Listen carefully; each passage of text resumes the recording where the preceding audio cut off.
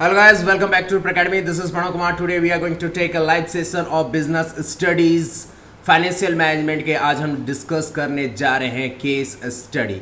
तो financial management के तमाम सारे कॉन्सेप्ट क्लैरिटी आपको क्लियर कर चुके हैं। अगर आप हमारे फाइनेंशियल मैनेजमेंट के कॉन्सेप्ट को अगर नहीं देखे हैं तो आप अकेडमी के प्लेलिस्ट में बिजनेस स्टडीज़ में जाकर फाइनेंशियल मैनेजमेंट के part 1, part 2, part 3, part 4 videos को चेकआउट कर लीजिए। उसके बाद आज जो पार्ट 5 वीडियो आया है तब जाकर केस स्टडी आप सॉल्व करें, क्योंकि तमाम जो केस स्टडी का जो मैं पहले से भी आपको बताते आ रहा हूं कि केस स्टडी सॉल्व करने के लिए आपको ईच एंड एवरी कॉन्सेप्ट का क्लैरिटी होना जरूरी है, तब जाकर आपके एग्जाम में केस स्टडी बनेंगे। तो चलिए आज सेशन स्टार्ट कर रहे हैं केस स्टडी का। तो अगर आप हमारे चैनल पर नए हैं तो कृपया हमारे अकेडमी चैनल को सपोर्ट करें। सपोर्ट करने के लिए हमारे अकेडमी चैनल के वीडियोस को लाइक करें। वीडियोस अगर अच्छा लगता है तो अपने दोस्तों के बीच में शेयर करें, और हमारे चैनल्स पर वीडियो आप तमाम देख रहे हैं तो हमारे कंटेंट्स को, हमारे इस चैनल को आगे बढ़ाने में मदद करें और सब्सक्राइब जरूर करते हैं। तो चलिए without wasting a time, today we are going to start financial management के केस स्टडी हम डिस्कस करने जा रहे हैं। फाइनेंशियल मैनेजमेंट के केस स्टडी आज डिस्कस करेंगे। क्वेश्चन 1 आपके सामने केस स्टडी बनाने का जो कॉन्सेप्ट है, जो मैं आपको बार बार बता रहा हूँ, जो फिर से एक रूल बता दूँ, rule to solve case study, जो कि मैं पहले से ही बताते आ रहा हूँ, फिर से बार बार रिपीट कर दूँ कि कोई भी बच्चा केस स्टडी में नहीं फंसे। देखो, केस स्टडी का बस एक ही मकसद है कि टाइम को बचाना और आंसर सही करके आना, क्योंकि केस स्टडी एक प्रैक्टिकल नेचर्स का आंसर होता है जिसमें आपको 100% मार्क्स ऑब्टेन्ड होता है, कोई भी मार्क्स डिडक्शंस नहीं होता है। इसी के चलते आपका बिजनेस स्टडीज बनता है स्कोरिंग पेपर। तो केस स्टडी में कोई भी मार्क्स सीबीएसई के द्वारा नहीं काटा जाता है, क्योंकि थ्योरेटिकल नहीं है। यहाँ पर आपको ऐसा नहीं कि कोई स्टेटमेंट दे दिया, what is capital structure, what is financial management, what is financial planning, ऐसे करके पूछ दिया और आप बनाए और उसके बाद आपका एवरेजिंग मार्क्स से मार्किंग हो गया या स्टेप मार्किंग में मार्क्स काट लिया गया।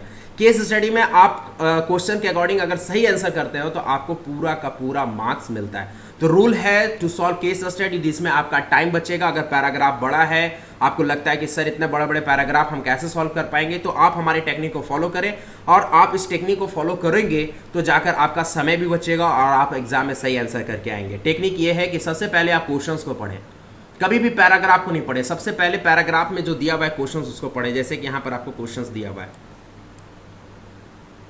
जैसे देखिए यहाँ पर आपको ये 7, 8, 9, 11, 12 है, ये आपको सारा क्वेश्चंस है। ये डायरेक्ट पैराग्राफ नहीं है, डायरेक्ट क्वेश्चंस है।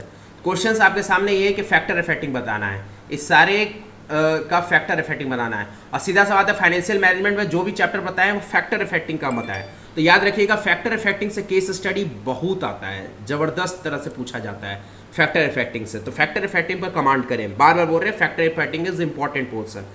तो क्वेश्चंस पढ़ें, क्वेश्चंस पढ़ने के बाद सेकंड में जाकर आप पैराग्राफ पढ़ें, अच्छे से पैराग्राफ पढ़ें, क्वेश्चंस के पैराग्राफ को पढ़ें, और थर्ड में जब आंसर करेंगे तो आंसर आप अकॉर्डिंग टू पैराग्राफ करेंगे। इससे समय क्या बचेगा, आप जब क्वेश्चन पढ़ लेंगे तो क्वेश्चन में पता चलेगा कि पूछ क्या रहा है, फिर आप पैराग्राफ पढ़ोगे तो पैराग्राफ को आप क्वेश्चन के अकॉर्डिंग पढ़ोगे, जिससे आपको पता चलेगा क्वेश्चन में ये पूछ रहा है तो उसी के अकॉर्डिंग पैराग्राफ पढ़ोगे। आपको पूरा चीज को नहीं पढ़ना पड़ेगा, आपको जो क्वेश्चन पूछा गया उसी के अनुसार आप आंसर पैराग्राफ से फाइंड आउट करोगे, और जब आंसरिंग करने जाओगे तो पैराग्राफ के अकॉर्डिंग आप आंसर कर पाओगे।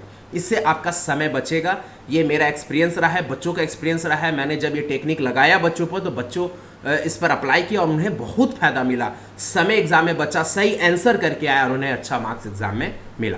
तो चलिए क्वेश्चन 1 को पढ़ते हैं, जिसमें सबसे पहला क्वेश्चन ये है कि आइडेंटिफाई द फॉलोइंग केस। सारा केस है, 1 से लेकर 12 क्वेश्चन है इसमें, ये सारा केस है। सारा केस को पढ़ने के बाद आप बताइए कि इसमें फैक्टर इफेक्टिंग क्या हो रहा है चॉइस ऑफ कैपिटल में। चॉइस ऑफ कैपिटल जो कैपिटल आप यूज कर रहे हैं उसमें आपका क्या यहाँ पर आंसर फैक्टर इफेक्टिंग के अकॉर्डिंग बनेगा। तो थोड़ा सा समय आपको भी देते हैं।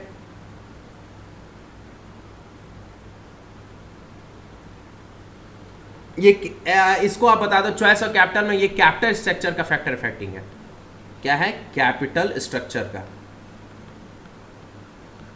कैपिटल स्ट्रक्चर में जो आपको फैक्टर इफेक्टिंग पढ़ा है ना, उसके अकॉर्डिंग आप देखिएगा। चलिए, तो जो बच्चे अगर फैक्टर इफेक्टिंग या कोई कैपिटल स्ट्रक्चर का कॉन्सेप्ट क्लियर नहीं है तो आप पहले वीडियोस जाके देख लीजिए, वहां पर कैपिटल स्ट्रक्चर का फैक्टर इफेक्टिंग क्लियर करके आइए, तब जाकर ये केस स्टडी आपको समझ में आएगा और आपसे बनेगा भी। और जो बच्चे पढ़ चुके हैं, जो बच्चे यहाँ पर पढ़ कर आए हैं, वो सॉल्व करें। तो चलिए, क्वेश्चंस वो आपके सामने है, पूरा पढ़ा हुआ है। पहला क्वेश्चंस पर ध्यान दीजिए, पढ़िए। इसमें पूछ रहा है कि Raj has an options to taking a loan from relatives. Raj को लगा कि भैया लोन लेना है, बैंक जाने का क्या लफड़ा रखें, पैसा चाहिए तो हम रिलेटिव से मांग लेते हैं। दिस पीपुल हैव इश्योर्ड हिम, जो जिससे लोन ले रहा था वो एश्योर कर दिया कि भैया हम तुमको लोन देंगे at lower interest rate, lower interest rate पर हम आपको लोन दे देंगे। मतलब राज कोई व्यक्ति है, वो रिलेटिव के पास गया कि भैया शादी विवाह का फंक्शन है, मेरी बहन का शादी है, रिलेटिव के यहाँ गया कि भैया बैंक क्या जाए, आप ही पैसा दे दीजिए, चाचा ताऊ या जो भी रिलेटिव में है जो पैसा दे दीजिए। तो रिलेटिव बोला ठीक है बेटा तुम टेंशन नहीं लो, बेटी की शादी है, मेरी भतीजी की शादी, वो भी मेरी बेटी है, हम तुमको पैसा लोन के रूप में देते हैं, लोअर इंटरेस्ट रेट पर देते हैं। So he decided to use डेप्ट as a source of finance, क्योंकि यहाँ पर लोन ले रहा है तो लोन एज अ डेप्ट हुआ अपने प्रोजेक्ट में पैसा खर्च करने के लिए। Now he goes to different relatives and friend to see if he can get a cheaper source of डेप्ट even as a lower rate of cost. मतलब अब वो बंदा क्या कर रहा है किसी प्रोजेक्ट में, ये तो शादी का एक बात रखे, लेकिन ये इस केस में ये बात है कि राज किसी प्रोजेक्ट में पैसा खर्च करना चाहता है। कोई प्रोजेक्ट है, मान लो डेयरी प्रोजेक्ट लिया, तो अब डेयरी प्रोजेक्ट छोटा मोटा प्रोजेक्ट होता, सोचा किसी रिलेटिव से पैसा ले लेते हैं, लेने के बाद उसको पे कर देंगे। तो वो अब एक रिलेटिव से मिल गया, अब वो दूसरे रिलेटिव के पास जा रहा है कि और भी हमें सस्ता यहाँ पर लोन मिल जाए। तो यहाँ पर कौन सा फैक्टर इफेक्टिंग प्रभावित होगा, जिसमें वो डेप्ट मिल रहा है as a lower rate of interest. तो चलिए बताते चलिए, समझते चलिए, समझाते चलिए। तो यहाँ पर जो आपका आंसर बनेगा वो बनेगा cost of debt. Cost of debt यहाँ फैक्टर इफेक्ट होगा, क्योंकि यहाँ पर कॉस्ट ऑफ डेट में ये कहता है कि डेट तभी मार्केट से उठाना चाहिए जब वहाँ पर लोअर रेट ऑफ इंटरेस्ट आपको देना पड़े। लोअर रेट ऑफ इंटरेस्ट अगर आप दे रहे हैं तो आप वहाँ से डेट ले सकते हैं। कोई भी कंपनी हो, कोई भी व्यक्ति हो, अगर उसको लोअर रेट ऑफ इंटरेस्ट पर लोन मिल रहा है तो वो डेट प्रेफर करेगा। और याद रखिएगा कैपिटल स्ट्रक्चर क्या होता है, capital structure is formed of equity and डेप्ट। आपको बताया है डेट इक्विटी रेशियो होता है, यहाँ पर क्या होता है, डेट इक्विटी रेशियो होता है।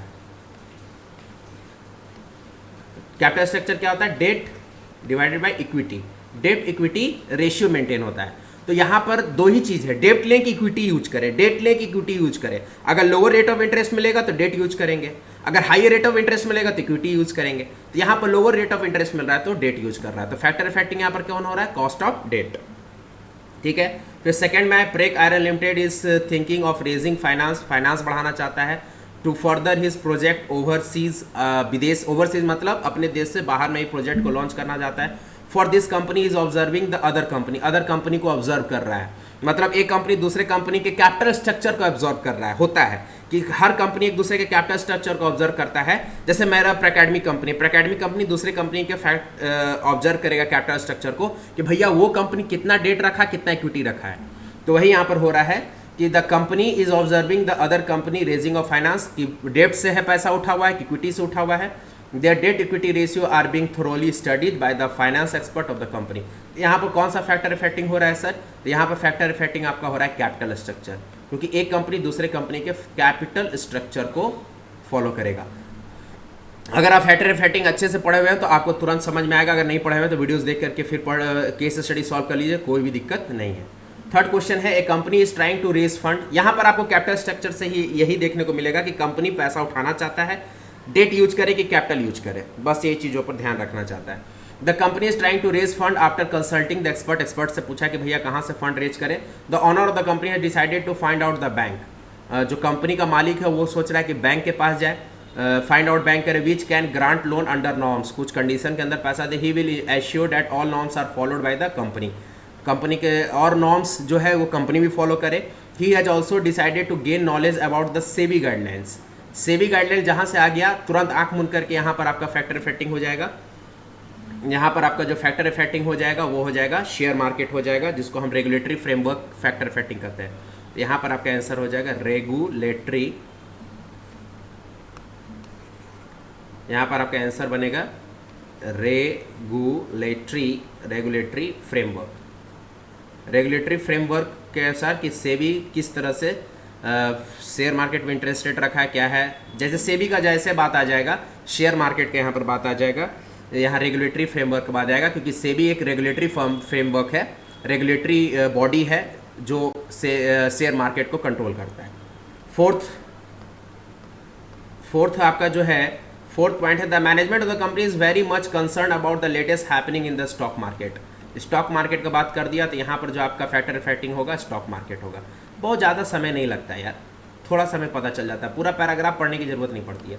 फिफ्थ में firm has decided to not to you issue equity share. ओहो, फर्म कह दिया हम इक्विटी नहीं इशू करेंगे, तो क्या बात है भाई, डेट इशू करेगा। काहे नहीं कर रहा, पहले कहानी सुन लो। The reason they have given in the involvement of cost, printing charges, brokerage, advertisement cost, underwriting commissions।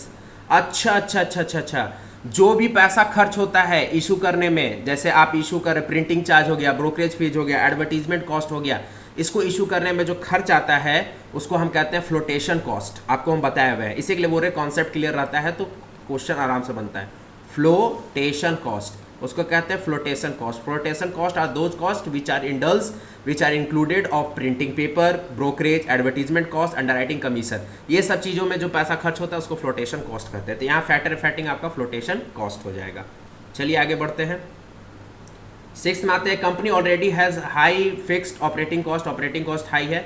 If it take loans it fixed financial cost will increase lending to all overall increase in the payment.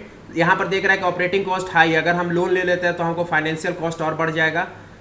Increase lending to on overall increase in the payment हो जाएगा। Had the situation been opposite it would have to consider taking loan but not only option it go for the equity. अगर हम loan लेने का सक्षम नहीं रहेंगे तो हमें कहाँ पर जाना होगा, इक्विटी के पास जाना होगा। तो यहाँ पर फैक्टर इफेक्टिंग आपका रिस्क कंसिडरेशन हो गया। रिस्क कंसिडरेशन, यहाँ पर रिस्क कंसिडरेशन आपका फैक्टर इफेक्टिंग हुआ। क्यों रिस्क कंसिडरेशन हुआ? क्योंकि सर यहाँ पर रिस्क की बात हो रही है कि अगर ऑपरेटिंग कॉस्ट हाई है, अगर आप यहाँ पर डेट लेते हैं तो डेट लेने पर आपका इंटरेस्ट और खर्चा बढ़ जाएगा।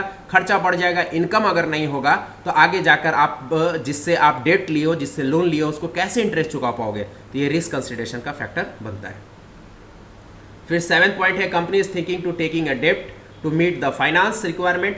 It is thinking so because the interest is a tax deductible expense होता है और due to the new budget by the government raising debt has become comparable cheaper and equity is losing it attractiveness. तो यहाँ पर आपका जो बनेगा, यहाँ पर आपका फैक्टर इफेक्टिंग टैक्स रेट बनेगा। टैक्स रेट यहाँ पर फैक्टर इफेक्टिंग बनेगा क्योंकि यहाँ पर टैक्स डिडक्टेबल का बात हो रहा है, तो यहाँ फैक्टर इफेक्टिंग टैक्स बनेगा। कारण क्या है?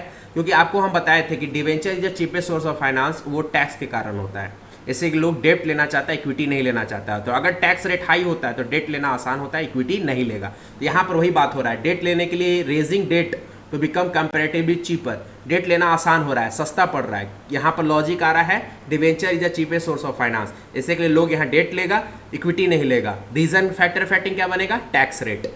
अब बोलोगे सर ये कैसे टैक्स रेट बनेगा sir, cheapest source of finance कैसे सर टैक्स रेट यहाँ पर कंफर्म करेगा कि हम डेट लेके इक्विटी। ये चीज़ आप तब समझोगे जब कैपिटल स्ट्रक्चर का जो हम क्लास पढ़ाएं वहाँ पर जाके पढ़ोगे फैक्टर इफेक्टिंग, तब समझ में आएगा। आप सोचोगे कि अभी सर समझा दे, तो अभी नहीं समझाएं क्योंकि अभी सेशन क्वेश्चन आंसर का चल रहा है और हम मान के चल रहे हैं कि आप पढ़ कर आए हो और आप यहाँ पर मेरे साथ क्वेश्चन से सॉल्व कर रहे हो। आप पढ़ के आओ तो आप चीज़ों को समझ रहे हो। अगर आप वीडियो अभी देख रहे हो और आपको समझ में नहीं आ रहा तो आप कैपिटल स्ट्रक्चर का फैक्टर इफेक्टिंग पढ़ के आइए तो ये क्वेश्चन सारा बन जाएगा। फैक्टर इफेक्टिंग कैपिटल स्ट्रक्चर का पढ़ के आइए, फिर ये देखिए आपसे बनता है कि नहीं बनता है, पक्का बनेगा 100%। 8 मार्क्स में mister Madan Sharma has a company. Madan Sharma has a company, 10 branch है throughout the country. Madan Sharma का 10 ब्रांच है थ्रू आउट सारे कंट्री में। He is thinking of opening a new branch खोलना चाहता है। For this he require a good amount of investment चाहता है। He talk to his friend से बात किया, बैंक से बात किया, अदर सोर्स से बात किया कि हमको डेप्ट रेज करना है as a source of finance. तो however he prevent himself for using all possible source of finance so that he can maintain the borrowing power. तो सर यहाँ पर क्या आपका होगा सर? यहाँ पर फ्लेक्सिबिलिटी का बात हो रहा है। फ्लेक्सिबिलिटी है कि आप डेट ले, या यहाँ पर कंपनी को कोई टेंशन नहीं है, यहाँ पर फ्लेक्सिबल है कि वो डेट करे या इक्विटी करे। लेकिन ये बार बार कह रहा है अंतिम में कि सर हम चाहते हैं कि हम बोरोइंग पावर बढ़ाएं। बोरोइंग पावर बढ़ाएं मतलब ये डेट लेने के लिए रेडी है। इस कंपनी का सिचुएशन अच्छा है, ये डेट लेकर के फर्दर जो ब्रांच अपना ये ला रहा है अदर कंट्रीज़ में या अपने कंट्रीज़ में, तो ये फ्लेक्सिबल है कि ये डेट भी ले सकता है, इक्विटी भी ले सकता है क्योंकि इसका स्थिति अच्छा है। तो उसको हम फ्लेक्सिबिलिटी फैक्टर इफेक्टिंग में कंसिडर करते हैं। 9th है ए लीडिंग कंपनी है decide to raise fund raise करना चाहता है।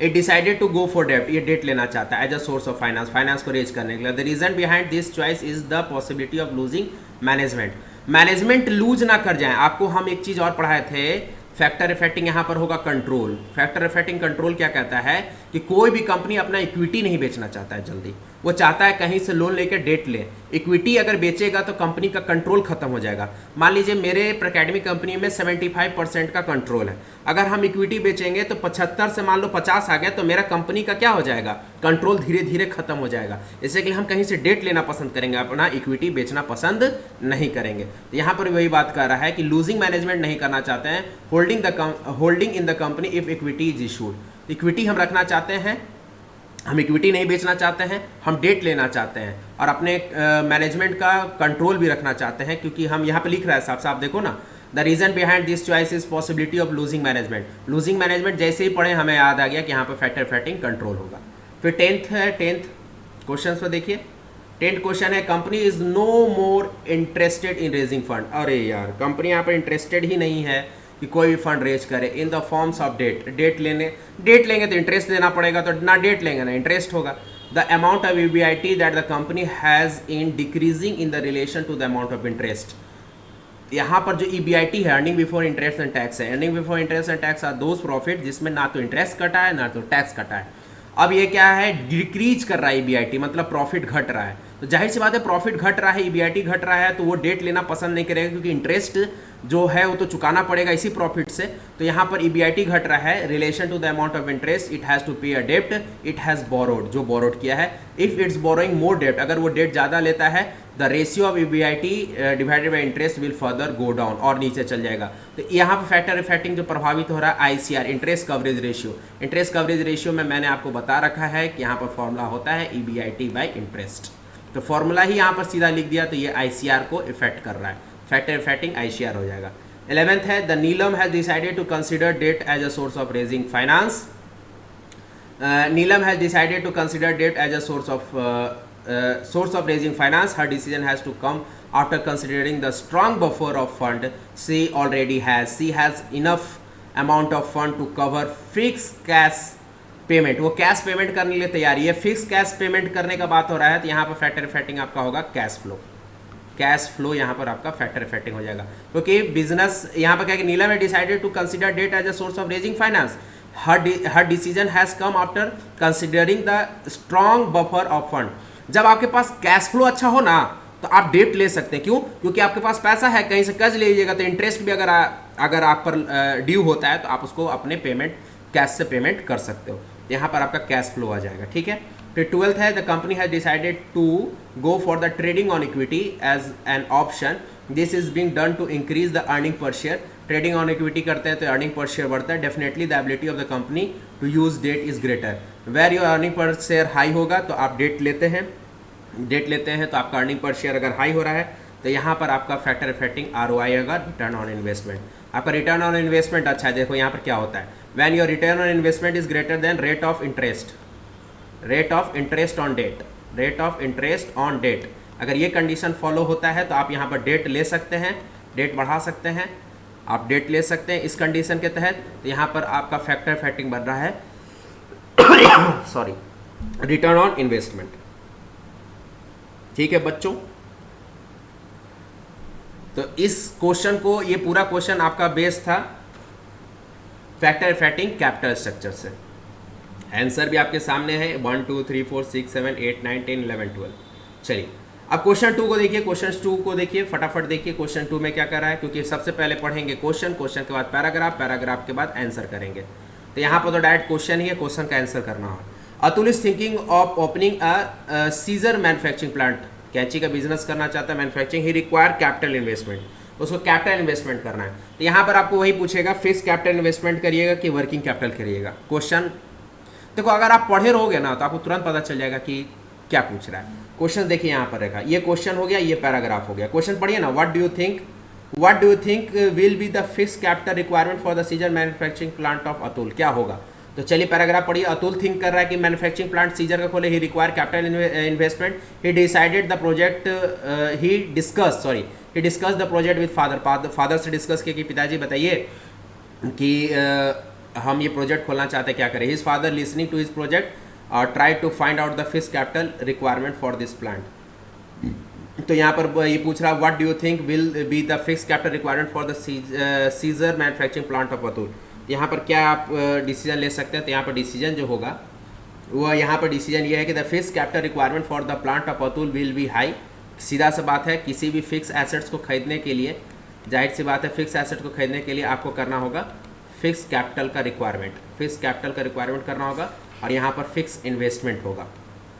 तो वही बात यहाँ पर कर रहा है, क्योंकि आपको purchase of plant and machinery करना होगा। तो purchase of plant machinery is a fix assets, और फिक्स एसेट्स को आपको एक्वायर करने के लिए प्रोक्योर करने के लिए आपको यहाँ पर फिक्स कैपिटल का इन्वेस्टमेंट करना होगा।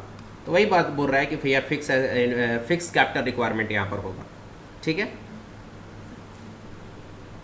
क्वेश्चन 3 है सर। क्वेश्चन 3 कह रहा है कि Ravi has started a pizza based manufacturing business. Pizza का मैन्युफैक्चरिंग बिजनेस करना चाह रहा है रवि। ठीक है, पिज़्ज़ा बेस्ड मैन्युफैक्चरिंग बिजनेस करना चाहता है। The early morning schedule is very busy, बहुत बिजी होता है। As a product is dispatch as soon as it made to keep it fresh and sent it to the various pizza making restaurant and hotels. कहने का मतलब pizza का तो आप जानते हो भैया, फास्ट डिलीवरी करना होता है। कस्टमर जब डिमांड करता है तो कंपनी का भी एक टैगलाइन है कि अगर लेट होगा तो हम रिफंड कर देंगे पैसा आपका, हम टाइमली डिलीवर करेंगे। Daily fresh pizza based to be delivered on the basis of estimate order और as there is no sure short consumption pattern in the city. Questions में पूछ रहा है, पहले तो आपको क्वेश्चंस पढ़ना चाहिए फिर पैराग्राफ। खैर हम पैराग्राफ पहले देख लिए, लेकिन क्वेश्चंस पहले पढ़ना। क्वेश्चंस में भी बात बहुत बड़ा क्वेश्चन नहीं है। क्वेश्चन में ये पूछ रहा है what do you think is going to be the working capital requirement. Working capital requirement क्या होने वाला है? तो जाहिर सी बात है कि वर्किंग कैपिटल रिक्वायरमेंट ज़्यादा होगा। आंसर आप देखिए, the working capital requirement of A business will be low. The reason for this low requirement is that production cycle for pizza base is short as the productions is made on the estimate order. No inventory is required which will further prevent inventory cost. कहने का यह मतलब है कि ये आपका ये जो फैक्टर इफेक्टिंग वर्किंग कैपिटल का आप पढ़ोगे, जब आप वीडियोस में देखना, आप जब वर्किंग कैपिटल का जो आप पढ़ोगे वहाँ पर एक प्रोडक्शन साइकिल पर बात की है। प्रोडक्शन साइकिल पर बात की है। प्रोडक्शन साइकिल क्या होता है फिर से बता दें, रॉ मटेरियल बनने से लेकर फिनिश गुड, रॉ मटेरियल बनने से फिनिश गुड का कितना स्टेप जा रहा है। स्टेप अगर ज़्यादा लंबा है, रॉ मटेरियल बना, रॉ मटेरियल से फिनिश गुड मतलब पिज़्ज़ा बना, यहाँ पर पिज़्ज़ा बनने के बाद डिलीवर हुआ, अगर ये लेंथ जितना बड़ा होगा उतना वर्किंग कैपिटल का रिक्वायरमेंट ज़्यादा होगा, ये लेंथ जितना छोटा होगा उतना वर्किंग कैपिटल रिक्वायरमेंट लो होगा। तो यहाँ पर वर्किंग कैपिटल का रिक्वायरमेंट लो कह रहा है, ऐसा नहीं कि यहाँ पर फिक्स कैपिटल का इन्वेस्टमेंट होगा तो वर्किंग कैपिटल ही, लेकिन यहाँ पर वर्किंग कैपिटल का रिक्वायरमेंट लो होगा। क्यों? क्योंकि ये पिज़्ज़ा मैन्युफैक्चरिंग जो कंपनी है, क्वेश्चन देखिए, पिज़्ज़ा मैन्युफैक्चरिंग कंपनी है, ये क्या कर रहा है? The early morning schedule is very busy, product is dispatch as soon it made to keep fresh and send it to various pizza making restaurant and hotels. तो इसका जो डिलीवरी पॉइंट है ये शॉर्ट है, ये बना करके डायरेक्ट होटल एंड रेस्टोरेंट को भेज दे रहा है तुरंत शॉर्ट टर्म में। तो इसका स्टेप ज़्यादा बड़ा नहीं है, बनाया, रॉ मटेरियल लाया, बनाया, तुरंत रेस्टोरेंट भेज दिया। तो ये जो ड्यूरेशन है साइकिल है वो छोटा है, इसके लिए यहाँ पर वर्किंग कैपिटल रिक्वायरमेंट लो है। क्वेश्चन 4 में आप क्वेश्चंस देखिए। In the following case identify the type of financial decision. यहाँ पर कौन कौन सा फाइनेंशियल डिसीजन लिया जाएगा? 3 तरह के फाइनेंशियल डिसीजन होता है मेरे प्यारे प्यारे प्यारे विद्यार्थियों, आप पढ़े, investment, financing and dividend decision. अब ये केस पढ़ के बताना है कि फाइनेंशियल डिसीजन का आपका रिक्वायरमेंट होगा कि इन्वेस्टमेंट डिसीजन का रिक्वायरमेंट होगा। फाइनेंसिंग का देखो, फाइनेंशियल डिसीजन 3 तरह का होता है, एक होता है इन्वेस्टमेंट डिसीजन, एक होता है फाइनेंसिंग डिसीजन और एक होता है डिविडेंड डिसीजन। अब कौन सा केस में कौन सा डिसीजन लागू होगा वो तो आपको क्वेश्चंस पढ़ने में पता चलेगा। चलिए क्वेश्चन 1 पढ़िए, और आपको फैक्टर इफेक्टिंग बताना है, ऐसा नहीं, आपको तो पहले ये बताना है कि इन्वेस्टमेंट डिसीजन होगा कि फाइनेंसिंग होगा कि डिविडेंड डिसीजन होगा। अगर इन्वेस्टमेंट डिसीजन होगा तो इसमें कौन सा फैक्टर इफेक्टिंग होगा, फाइनेंसिंग डिसीजन होगा तो कौन सा फैक्टर इफेक्टिंग होगा, डिविडेंड डिसीजन होगा तो कौन सा फैक्टर इफेक्टिंग होगा, ये आपको बताना है यहाँ पर। तो चलिए क्वेश्चंस यहाँ पढ़िए। The company has decided to issue equity but it is considered about the control management will lose, so after a lot of brain storming और माथा खपाने के बाद, बहुत ज़्यादा के बाद, बोर्ड ऑफ डायरेक्टर डिसाइड किया कि to take loan from a bank, bank से हमको लोन लेना है। तो आप बताओ यार, बैंक से लोन लेना, पैसा को रेज करना, क्या ये इन्वेस्टमेंट डिसीजन है, कि फाइनेंसिंग डिसीजन है, कि डिविडेंड डिसीजन है? तो सर ये है आपका फाइनेंसिंग डिसीजन। ये क्या है आपका फाइनेंशियल डिसीजन, क्योंकि फाइनेंशियल डिसीजन में यही चीज़ हमें पता करना होता है कि हमें इक्विटी लेना है कि डेट लेना है। लेकिन यहाँ पर साफ बोल दिया कि हमको कंट्रोल ऑफ मैनेजमेंट लूज नहीं करना है, मतलब ये इक्विटी लेने के चक्कर में नहीं है, ये डेट लेने के चक्कर में। तो इससे पता चल गया कि फाइनेंशियल डिसीजन में कौन सा फैक्टर इफेक्ट हो रहा है। तो यहाँ पर फैक्टर इफेक्टिंग हो रहा है आपका कंट्रोल, क्योंकि फाइनेंशियल डिसीजन में भी जो फैक्टर इफेक्टिंग हम आपको पढ़ाएं वहाँ पर भी कंट्रोल पढ़ाएं। तो यही बात कह रहे हैं बेटा, अगर आप नहीं पढ़े रहोगे सारे डिसीजन के फैक्टर इफेक्टिंग को तो आपको प्रॉब्लम होगा। क्वेश्चन फैक्टर इफेक्टिंग से ही आएगा, क्वेश्चन फैक्टर इफेक्टिंग से ही आता है। ये हमने क्वेश्चन नहीं बनाया, ये आपके सीबीएसई के पूछे हुए क्वेश्चंस हैं। इसीलिए हम सीबीएसई के क्वेश्चन सॉल्व करवाते हैं कि आपको लगे कि नहीं सीबीएसई क्या पूछ रहा है। ठीक है, आगे बढ़ते हैं। सेकेंड में देखिए, keeping the concern of raising fund alive, a company decided to go for a debenture. Company debenture की ओर जाना चाह रहा है। ये decided to go for debenture as a final choice. The people who will be purchasing the debenture would be assured a definite return after a definite period of time. The company credibility is good, company का credibility अच्छा है, so they should not worry about a company issue equity shares, but the expense involved are quite a lot.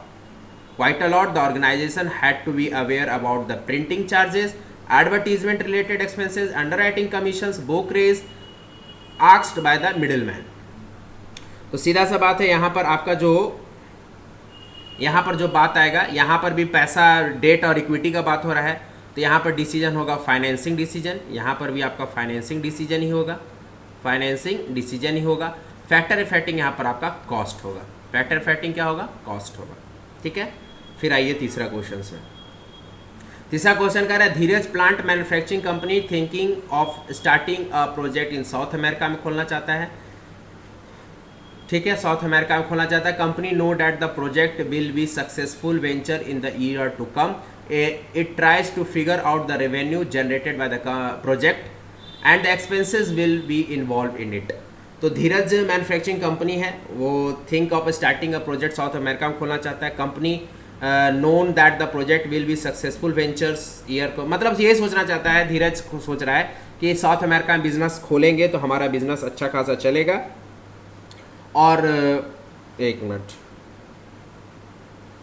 Business अच्छा खासा हमारा यहाँ पर चलेगा और अच्छा करेगा। तो यहाँ पर जो आपका होगा, प्रोजेक्ट का बात हो रहा है, तो ये आपका इन्वेस्टमेंट डिसीजन होगा, क्योंकि प्रोजेक्ट जहाँ पर जिस तरह का बात होता है वहाँ पर बात होता है इन्वेस्टमेंट का। किसी प्रोजेक्ट पे पैसा लगाना है, किस प्रोजेक्ट पे लगाना है, किस प्रोजेक्ट पे नहीं लगाना है, ये आपका इन्वेस्टमेंट डिसीजन पर बात होता है। तो ये आपका होगा इन्वेस्टमेंट डिसीजन। ठीक है, इन्वेस्टमेंट डिसीजन होगा। और यहाँ पर आपका जो होगा कैश फैक्टर इफेक्टिंग होगा cash flow of the project, cash flow of the project. एक मिनट, थोड़ा सा एरर हो गया है, यहाँ पर आंसर गलत हो चुका है। टू वाला में आंसर गलत हुआ है। फाइनेंसिंग डिसीजन होगा लेकिन कॉस्ट नहीं होगा, कॉस्ट नहीं होगा, क्योंकि यहाँ पर बात हो रहा है, देखो अभी हमने आपको एक क्वेश्चंस कराया था जिसमें printing charges, advertisement related expenses, underwriting commissions, ये सब जो खर्चा होता है ये कॉस्ट नहीं होता, ये फ्लोटेशन कॉस्ट होता है। फ्लोटेशन कॉस्ट, प्रिंटिंग का खर्चा, ब्रोकरेज का खर्चा, कमीशंस, ये सब जो खर्चा होता है ये आपका होता है, ये आपका होता है फ्लोटेशन कॉस्ट। तो ये आपका फ्लोटेशन कॉस्ट आएगा, कॉस्ट नहीं आएगा, मतलब फाइनेंसिंग डिसीजन होगा, फैक्टर इफेक्टिंग फ्लोटेशन कॉस्ट होगा। सेकंड वाला का बताएं। तीसरा वाला हम क्या बताएं, इन्वेस्टमेंट डिसीजन होगा, फैक्टर इफेक्टिंग आपका होगा cash flow of the project. चलिए, Surya try to evaluate two project का जैसे ही बात होगा तो यहाँ पर तो हम आंख मूंद करके बोल देंगे इन्वेस्टमेंट डिसीजन है। प्रोजेक्ट का जैसे बात होगा ये इन्वेस्टमेंट डिसीजन है। अब हमें फैक्टर इफेक्टिंग पता करना है, इसके लिए तो थोड़ा पढ़ना पड़ेगा क्वेश्चंस को। तो the project has an equal level of risk है according to this parameter he found both project बराबर है, however it course to knowing the rate of returns of the two project he find that project A will yield a rate of return, मतलब project A से अच्छा खासा कमाएंगे 10% and the project B yield 12%, so he decided to go for the B.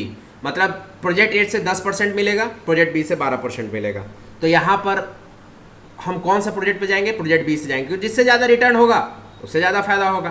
तो investment decision का factor affecting होगा rate of return, क्योंकि rate of return के कारण हम प्रोजेक्ट बी को चुन रहे हैं। ठीक है। सोबित है want to start a movie hall खोलना चाहता है। So it is to evaluate the feasibility starting the project. जैसे प्रोजेक्ट का बात होगा तो यहाँ पर जो फाइनेंशियल डिसीजन होगा उसमें से जो डिसीजन होगा वो होगा इन्वेस्टमेंट डिसीजन होगा। अब यहाँ पर है ये find that a place a चुना, कोई प्लेस का नाम लेके ए लिख दिया है। The movie hall will cost 20 crore. मान लो कोई एक प्लेस ए है जिसमें हॉल बनाने में 20 करोड़ लगेगा, कोई प्लेस बी है जिसमें हॉल बनाने में 30 करोड़ लगेगा। He decided to go for the first option. Project A में पैसा लगाना चाहता है। जाहिर सी बात है, जहाँ कम इन्वेस्टमेंट होगा वहाँ पर पैसा लगाना चाहेगा, ज़्यादा इन्वेस्टमेंट होगा वहाँ पैसा लगाना नहीं चाहेगा। तो यहाँ पर आपका फैक्टर इफेक्टिंग होगा अमाउंट ऑफ इन्वेस्टमेंट।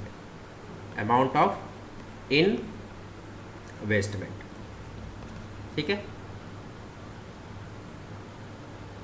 ये आंसर गलत है, थोड़ा कहीं कहीं गलत है, इसको ना देखें। जो मैंने अभी जस्ट बताया सबका वो आंसर आपका सही है। चलिए क्वेश्चन 5 में सर अब आ गया मजा। यहाँ है पैराग्राफ, यहाँ है क्वेश्चन। पहले पढ़ेंगे क्वेश्चन, फिर पढ़ेंगे पैराग्राफ, फिर पैराग्राफ के अकॉर्डिंग हम आंसर करेंगे थर्ड स्टेप में। तो चलिए पैराग्राफ को थोड़ा सा पढ़िए, सॉरी क्वेश्चंस को पढ़िए। पहले क्वेश्चन को पढ़िए। क्वेश्चन में क्या कर रहा है, which concept of financial management has been highlighted. Financial management का कौन सा कॉन्सेप्ट यहाँ पर हाईलाइट किया गया है। दूसरा क्वेश्चन पढ़ रहा है कि identify the type of this concept. और इसके टाइप भी बताइए कि भैया कौन सा है यहाँ पर टाइप कहने का मतलब है कि फाइनेंशियल मैनेजमेंट के कौन से इंपॉर्टेंस आपको यहाँ पर झलक रहा है। ठीक है। फाइनेंशियल मैनेजमेंट के यहाँ पर फाइनेंशियल डिसीजन का टाइप होता है, फाइनेंशियल मैनेजमेंट का कोई टाइप नहीं होता है। तो यहाँ पर आप ये लिख सकते हैं कि आप यहाँ पर क्वेश्चंस को थोड़ा सुधार दें। Identify the importance of financial management, कि फाइनेंशियल मैनेजमेंट की कौन से इंपॉर्टेंस का बात हो रहा है। तो क्वेश्चन तो पढ़ लिए, चलिए पैराग्राफ में आइए। तो राघव है trying to coordinate the function of various department like sales को, प्रोडक्शंस को। He has been trying to do this with the help of a concept of financial management. He quite often call people of both department and tell them to work. दोनों department मतलब sales and productions को, which within means he has even purchased a budget for it. He has been prescribed a budget, मतलब फलना कितना budget आएगा. During the time when he is doing a lot of analysis, he connect the decision of present with the outcomes of futures. तो देख लिया कि कितना मतलब फाइनेंशियल मैनेजमेंट में यही ना प्लानिंग करना। देखो फाइनेंशियल मैनेजमेंट में क्या होता है, दो बात का ध्यान रखना होता है। फंड कहाँ से आएगा, प्रोक्योरमेंट ऑफ फंड। पहला स्टेप होता है प्रोक्योरमेंट ऑफ फंड, पैसा आ गया आपके पास। अब सेकेंड स्टेप में हम वहाँ देखते हैं कि यूटिलाइजेशन ऑफ फंड, कि उस फंड को कैसे यूटिलाइज करेंगे। यही फाइनेंशियल मैनेजमेंट है। आपके घर में फाइनेंशियल मैनेजमेंट होता है, कहीं फर्म में होता है, कंपनी में, सब जगह यही काम होता है। Procurement of fund, utilization of fund. पैसा आया, प्रोक्योरमेंट ऑफ फंड, अब यूटिलाइज होकर कैसे यूज होगा उसका बात का ध्यान रखना होता है। तो वही यहाँ पर देख रहा है कि प्रेजेंट में वो डिसीजन ले रहा है क्या करें कि फ्यूचर में हम कितना कमाएंगे। This can exceptionally has been in two of the prominent decisions. One is the investment and other is the financial decision. Investment and financial decision पर ये टारगेट किया हुआ है। So the interlinking of this two decision is assumed by him. When the year end it easy for him to take a some strong decision. This happened because he is able to evaluate the performance of various department in terms of revenue के basis पर, generated and expense के basis पर. No business risk is proved. कोई business risk यहाँ पर देखने को नहीं मिल रहा है, क्योंकि business risk वैसा risk होता है जो होना ही होना है। बिजनेस रिस्क और फाइनेंशियल रिस्क, देखो दो तरह का रिस्क होता है, वही बता देते हैं। एक बिजनेस रिस्क होता है, एक फाइनेंशियल रिस्क होता है। बिजनेस रिस्क वो रिस्क है जो होता ही होता है, उसको आप अवॉइड करके नहीं चल सकते हो, थोड़ा हो ज़्यादा होगा ही होगा। फाइनेंशियल रिस्क कोई ये सर्टेन नहीं कि होगा ही होगा। तो यहाँ पर कह रहा है कि business risk, no business risk is proof, मतलब बिजनेस रिस्क यहाँ पर कुछ होने वाला नहीं है। However he know that at least business shock अगर मिल सकता है which a business can suffer can be minimized. वही चीज़ हम बोले, बिजनेस रिस्क दिख रहा है राघव को कि यहाँ कुछ नहीं होने वाला है, लेकिन मे बी अगर हो गया, कोई बिजनेस शॉक आ गया, हो सकता है ना कि आ जाए, उसको मिनिमाइज कर सके, मतलब बिजनेस रिस्क को जितना हद तक घटा सके। दस laying foundation for a better future, his involvement in the work is definitely appreciable. तो यहाँ कुछ नहीं करना है, फाइनेंशियल मैनेजमेंट में आपको बताना है, क्वेश्चंस में जो पूछ रहा था उसके इंपॉर्टेंस बताना है कि क्या क्या फाइनेंशियल मैनेजमेंट की इंपॉर्टेंस है जिसके तहत यहाँ पर राघव काम करेगा। तो विच कॉन्सेप्ट ऑफ फाइनेंशियल मैनेजमेंट, तो आइए यहाँ पर क्या है, तो जाहिर सी बात है प्रेजेंट और फ्यूचर की बात हो रहा है। देखो कैसे पकड़ रहा है, प्रेजेंट में डिसीजन ले रहा है कि फ्यूचर में हम कितना कमाएंगे, तो प्रेजेंट से फ्यूचर की बात होता है, तो यहाँ पर बात होता है फाइनेंशियल प्लानिंग का, कि फाइनेंशियल प्लानिंग ही आपको बताता है कि प्रेजेंट में आप कैसा काम करोगे कि आगे फ्यूचर में आपको कितना रिटर्न मिलने वाला है।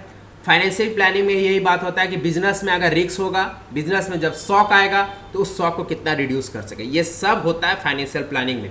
तो यहाँ पर आपका आंसर बनेगा, विच कॉन्सेप्ट पूछ रहा है ना फाइनेंशियल मैनेजमेंट में, तो यहाँ पर कॉन्सेप्ट होगा फाइनेंशियल प्लानिंग।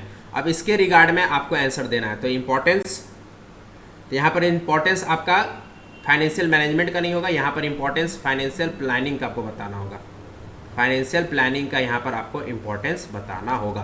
तो फाइनेंशियल प्लानिंग के इंपॉर्टेंस बताइए कि क्या क्या इंपॉर्टेंस है यहाँ पर आपको देखने पड़ेगा। तो यहाँ पर जो कॉन्सेप्ट ऑफ फाइनेंशियल मैनेजमेंट है वो है आपका फाइनेंशियल प्लानिंग, और सेकंड में जो क्वेश्चन पूरा था what are the importance of financial planning, तो फाइनेंशियल प्लानिंग का क्या इंपॉर्टेंस होगा। याद रखिएगा कोई भी इंपॉर्टेंस या किसी भी रिगार्ड में अगर आंसर दे रहे हैं तो अपने मन से आंसर मत दे दीजिएगा। आप पढ़ कर आए हो इंपॉर्टेंस ऑफ फाइनेंशियल प्लानिंग, अब पूरा इंपॉर्टेंस उतार दिए नहीं, आपको पैराग्राफ जो आप पढ़े हो उसके अकॉर्डिंग आंसर करना है। हम बार बार बोल रहे हैं आंसर अकॉर्डिंग टू पैराग्राफ होता है। थर्ड स्टेप है ना, पहला स्टेप क्या है, क्वेश्चन पढ़िए, सेकंड स्टेप क्या है, पैराग्राफ पढ़िए, थर्ड स्टेप क्या है, आंसर अकॉर्डिंग टू पैराग्राफ दीजिए।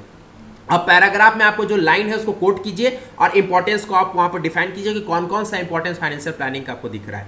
तो पहला आपका दिख रहा है, it help in coordination of various business function, जैसे सेल्स एंड परचेस, तो आप वहाँ पर सेल्स एंड परचेस का पैराग्राफ से लाइन कोट कर लीजिए, देखिए कोट किया हुआ है। Second, it help in linking present with future, present and future भी इंपॉर्टेंस है फाइनेंशियल प्लानिंग का, ये देखिए पैराग्राफ से आपका कोट किया हुआ है, कोट करिए।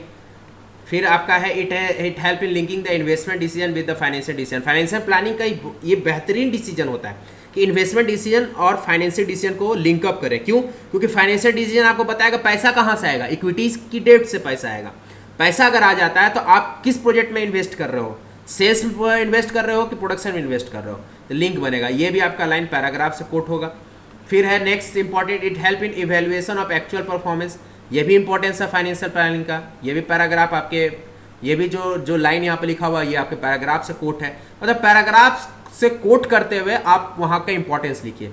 ये जो आपको जो ब्लैक स्पॉटेड बोल्ड करके जो हम लिखे हैं, it help in evaluation actual performance, ये इंपॉर्टेंस है, लेकिन इंपॉर्टेंस तब आया जब पैराग्राफ में ये चीज़ हम पढ़े, पैराग्राफ में ये चीज़ मेंशन था, तब जाकर ये आपका पॉइंट बना। ऐसा नहीं है, ऐसे तो इंपॉर्टेंस 15 है, मान लो 15 है, 20 है, 25 इंपॉर्टेंस है, सारा 25 का 25 थोड़ी इंपॉर्टेंस आप लिख दोगे, आप वही इंपॉर्टेंस को वहाँ पर कोट करोगे जो पैराग्राफ के अकॉर्डिंग है। तो ये पैराग्राफ के अकॉर्डिंग जो हमें मिला उसके अनुसार से हम ये लाइन को कोट किए इंपॉर्टेंस को। फिर ये लाइन जो हम कोट किए, ये आपका लाइन कोट किए जो हमें पैराग्राफ मिला। पैराग्राफ में था ना, however he knows that at least business shock which a business can suffer can be minimize करें, बिजनेस रिस्क को मिनिमाइज करें। तो ये यहाँ पर इंपॉर्टेंस क्या बना फाइनेंशियल प्लानिंग का, it help in avoiding business shock and thus prepare for a company for future. Paragraph को कोट कीजिए, उसके अकॉर्डिंग इंपॉर्टेंस लिखा जाता है। इसीलिए बोले अपने मन से इंपॉर्टेंस मत लिख देना, पैराग्राफ के अकॉर्डिंग कोट करके वहाँ पर इंपॉर्टेंस आपको लिखना होगा। ठीक है, क्वेश्चन नंबर 6 को पढ़िए।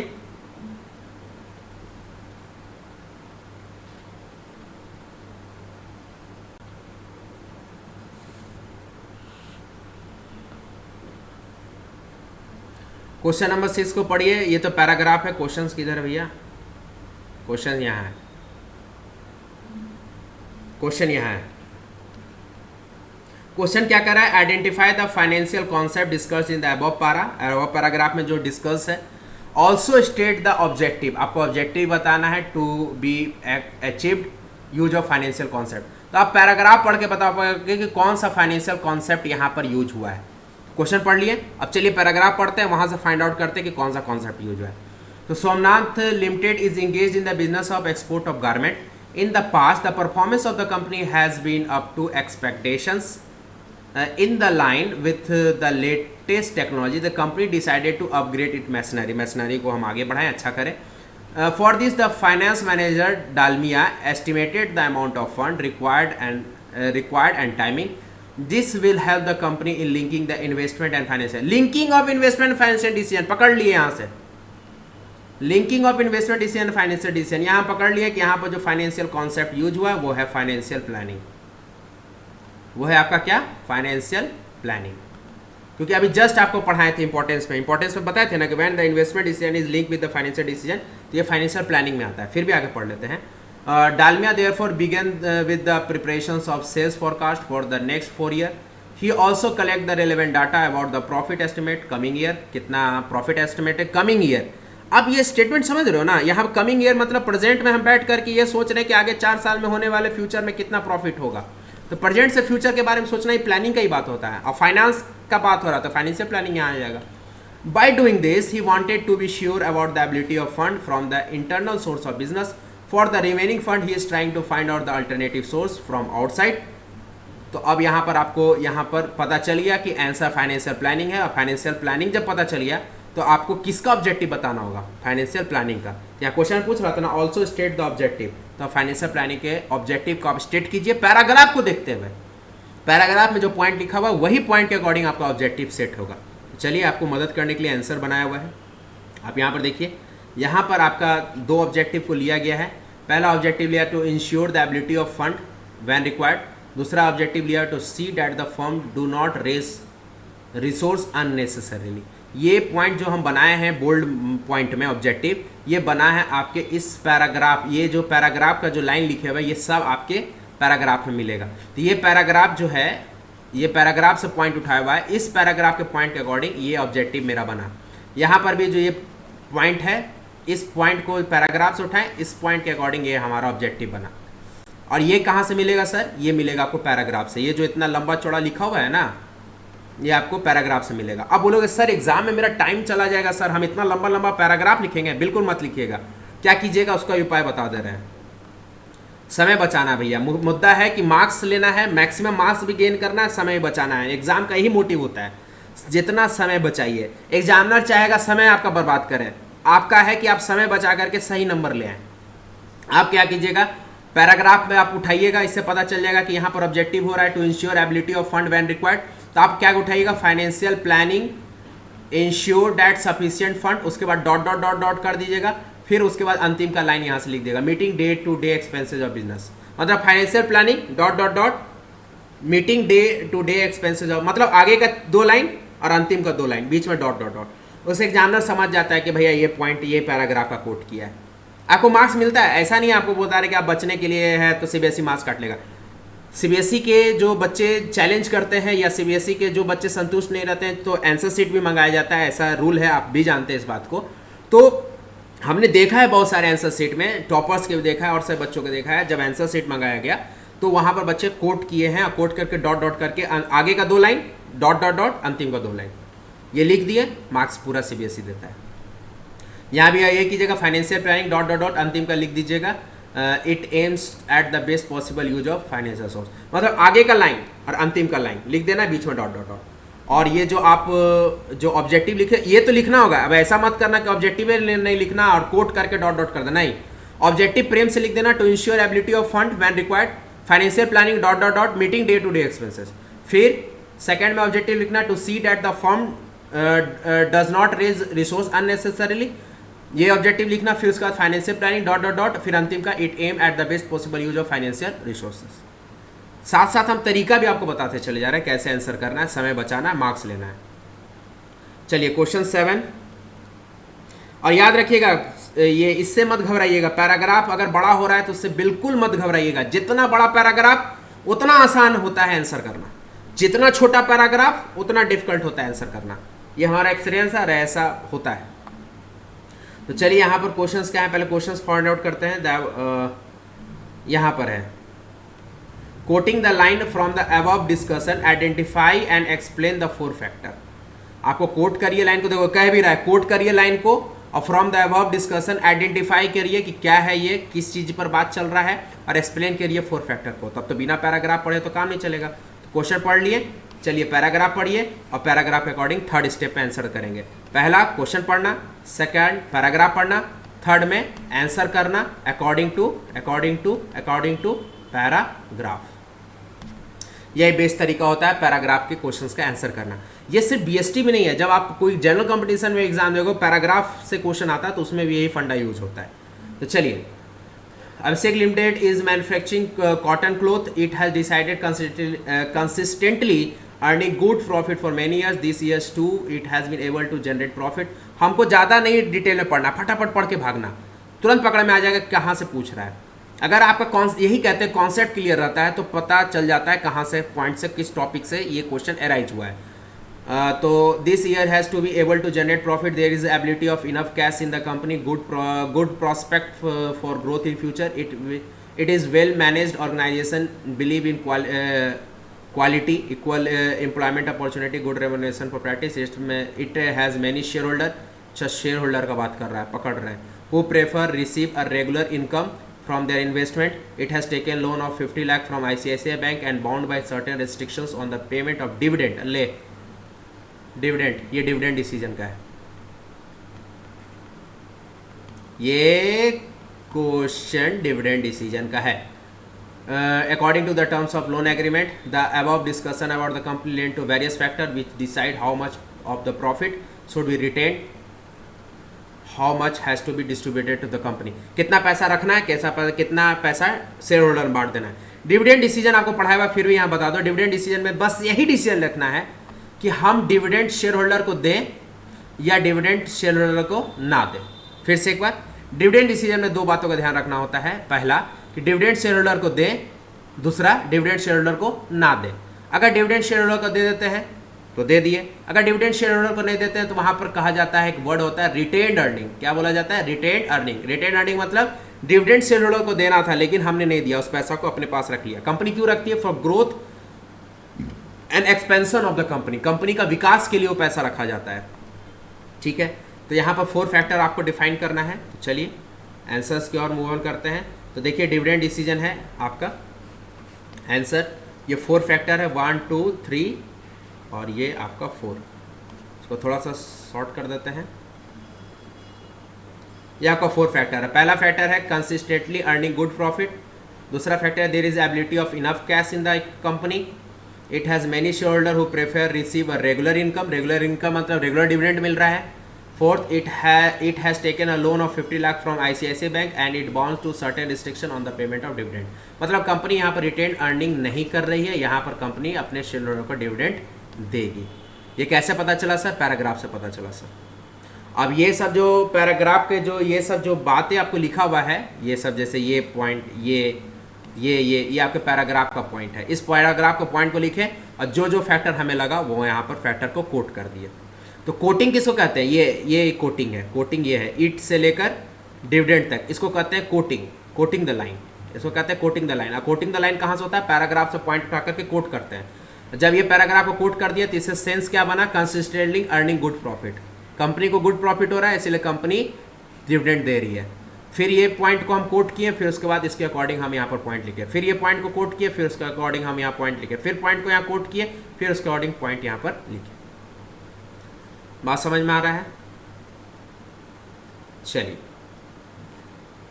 Question number 8। क्वेश्चन नंबर 8 ये तो भैया हमको बहुत ही बेहतरीन क्वेश्चन लगा, बहुत ही अच्छा क्वेश्चन लगा। CBSE 2-3 बार इस तरह के क्वेश्चंस पूछ चुका है। क्वेश्चंस यहाँ पर आपका, ठीक है, ये तो पैराग्राफ है।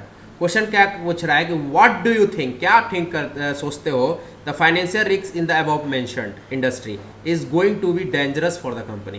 कौन सा डेब्ट इक्विटी रेशियो आपके बिजनेस में फाइनेंशियल रिस्क क्रिएट कर सकता है? तो चलिए पढ़ते हैं पैराग्राफ, तब तो सेंस क्लियर होगा। ठीक है, क्वेश्चन में तो पढ़ लिए कौन सा फाइनेंशियल रिस्क कौन सा डिसीजन पर डिफेक्ट करेगा। तो ये कैपिटल स्ट्रक्चर से है, कैपिटल स्ट्रक्चर में डेट इक्विटी रेशियो हम लोग रखते हैं, debt equity ratio. Debt equity ratio का आइडल रेशियो होता है 2:1, 2/1 मतलब 2:1। ये आपका आइडल रेशियो है, हमने पढ़ा रखा है। ठीक है, नहीं पढ़े हो तो एक बार जाके वीडियोस को देख लो। आइडल रेशियो होता है 2:1 मतलब 2 का डेट 1 का इक्विटी। अगर इस रेशियो को जो कंपनी मेंटेन कर रहा है अच्छा बात है, जो इस रेशियो को मेंटेन नहीं कर रहा है तो उसके लिए फाइनेंशियल रिस्क हो जाएगा ज़्यादा। तो कंपनी ए है, ठीक है। कंपनी ए डेट इक्विटी रेशियो 3:1 रखा है, कंपनी बी जो डेट इक्विटी रखा है वो रखा है 2.5:1। अब एक कंपनी है, आपको बता दो, एक कंपनी ए है वो डेट बाय इक्विटी रखा है 3:1, एक कंपनी बी है वो डेट इक्विटी रेशियो रखा है 2.5:1। अब यहाँ पर सेल्स क्या बन रहा है 3:1, मतलब एक का इक्विटी 3 का डेट, मतलब ये कंपनी ए जो है डेट ज़्यादा ले लिया है, तो इस कंपनी का फाइनेंशियल रिस्क, इस कंपनी का फाइनेंशियल रिस्क ज़्यादा होगा। लेकिन ये 2.51 रखा है, मतलब 2.5 का डेट, 1 रुपये का इक्विटी, इसका फाइनेंशियल रिस्क कम होगा, लेस होगा, इसका फाइनेंशियल रिस्क मोर होगा। तो आगे पढ़िए। Both the company are part of an industry, industry का ही पार्ट है।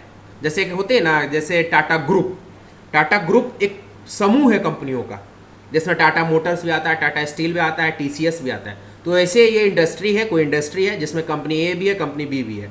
कंपनी बी का फाइनेंशियल रिस्क ज़्यादा है, सॉरी, कंपनी ए का फाइनेंशियल रिस्क ज़्यादा है, कंपनी बी का फाइनेंशियल रिस्क कम है। तो वही बोल रहा है कि दोनों इंडस्ट्री का पार्ट है, where the operating cost high है। Many of the company in this industry is vulnerable मतलब रिस्क जोन में है, टू हाई बिजनेस रिस्क भी है उन लोगों में। Which of the two company is going to have a higher chance of financial risk, किस कंपनी में फाइनेंशियल रिस्क ज़्यादा दिखेगा। अभी आप ही बताओ यार, अब आपको मैं सारा कहानी, सारा मतलब होता है ना, इक्का का सारा पत्ता खोल दिया हूँ, तो आप बताओ यार किस कंपनी में आपको फाइनेंशियल रिस्क ज़्यादा दिख रहा है, कंपनी ए में दिख रहा है कि कंपनी बी में दिख रहा है। तो सर जिसमें डेट ज़्यादा है उसमें फाइनेंशियल रिस्क ज़्यादा है, मतलब कंपनी ए का फाइनेंशियल रिस्क ज़्यादा है, कंपनी बी का in comparison to company A, company B का रिस्क कम है। तो फाइनेंशियल रिस्क ज़्यादा है ए में, कंपनी बी में फाइनेंशियल रिस्क कम है, क्योंकि दो ही कंपनी का बात हो रहा है। तो यहाँ पर फाइनेंशियल रिस्क ज़्यादा ए का होगा। आंसर देखिए, आंसर लिखा the company is going to a higher chance of financial risk as the debt component is higher. Debt component क्या है 3/1, मतलब एक का इक्विटी 3 का डेट है, इसलिए ये कंपनी है फाइनेंशियल रिस्क ज़्यादा में है। चलिए 9 में 9 क्वेश्चंस में 9 क्वेश्चन क्या कर रहा है, truck India limited producing 1 lakh truck बना रहा है, पर पैराग्राफ आप पढ़ रहे हो सर, रूल को तोड़ रहे हो। सही बात है, हम भी गलती करेंगे तो इस चीज़ को मानेंगे, पहले हमें क्वेश्चन पढ़ना चाहिए। छोटा पैराग्राफ देखते हैं तो बच्चों से भी दिक्कत हो जाता है, पैराग्राफ पढ़ने लगता है। नहीं, पहले क्वेश्चन पढ़ लो। क्वेश्चन में पूछ रहा है कि state the function perform by the company for arranging the fund through debt equity. यहाँ डेट और इक्विटी का बात हो रहा है, मतलब कैपिटल स्ट्रक्चर का बात हो रहा है। अब इसके रिस्पेक्ट में हमें देखना, चलिए देखते हैं। Truck India limited producing 1 lakh truck and generating revenue of 1000 crore. 1 lakh truck बना रहा है, बेच रहा है, 1000 करोड़ एनुअली कमा रहा है। Has recently acquired the world second largest truck manufacturing company, यहाँ मैन्युफैक्चरिंग छूटा हुआ है, manufacturing company. After this acquisition truck India limited will become the world largest truck manufacturer. एक बड़ा कंपनी को ले लिया, जिससे ये जो ट्रक इंडिया लिमिटेड है बहुत बड़ी कंपनी बन गया। फॉर द फाइनेंस, अब तो पैसा भी चाहिए, क्योंकि बड़ा कंपनी खरीद रहे हो तो पैसा भी चाहिए उस कंपनी को खरीदने के लिए। For the finance the acquisition of the company has to arrange, उसको 41,000 करोड़ का फंड चाहिए थ्रू डेट इक्विटी। मतलब कहानी ये है कि 1 लाख ट्रक बनाया, बेचा, 1000 करोड़ कमाया। एक कंपनी को एक्विजिशन किया, खरीद रहा है, जिस कंपनी को एक्विजिशन करने के लिए उसको जो पैसा लग रहा है वो लग रहा है 41,000 करोड़। तो अब ये फाइनेंस जो रेज करेगा, या तो डेट से करेगा, इक्विटी से करेगा, कैसे करेगा इसका सजेशंस आपको देना है। तो यहाँ पर आपको यह है कि यहाँ पर तो सीधा सा बात है, फाइनेंसिंग डिसीजन का बात हो गया, है ये डेट इक्विटी का बात, कैपिटल स्ट्रक्चर का बात है, लेकिन कैपिटल स्ट्रक्चर का बात है, लेकिन पूरा कैपिटल स्ट्रक्चर का बात नहीं है, यहाँ पर रेजिंग ऑफ फंड का बात है। और जहाँ पैसा रेजिंग ऑफ फंड का बात होता है वो फाइनेंशियल डिसीजन में चल जाता है। तो यहाँ पे देखिए, financial decision refers to the decision about the quantum of finance to be raised from various long term sources. मतलब ये कह रहा है कि डेट को प्रेफर करें, डेट से लाओ। 41,000 जो करोड़ आएगा वो कहाँ से आएगा, डेट रेज करके आएगा। इक्विटी तो कोई बेचना नहीं चाहेगा। याद रखना, जब भी डेट या इक्विटी की बात होगी तो कोई भी कंपनी पहला डेट उठाना चाहता है, ये मैंने लेक्चर में भी बता रखा हूँ। कोई भी कंपनी डेट उठाना चाहता है तब जाकर इक्विटी उठाना चाहता है। इक्विटी इसलिए नहीं उठाना चाहता है क्योंकि कंपनी का कंट्रोल छीनने का चांस बनता है। इसीलिए सबसे पहले डेट पर फोकस करेंगे, तब जाकर इक्विटी पर फोकस करेंगे। चलिए question number 10,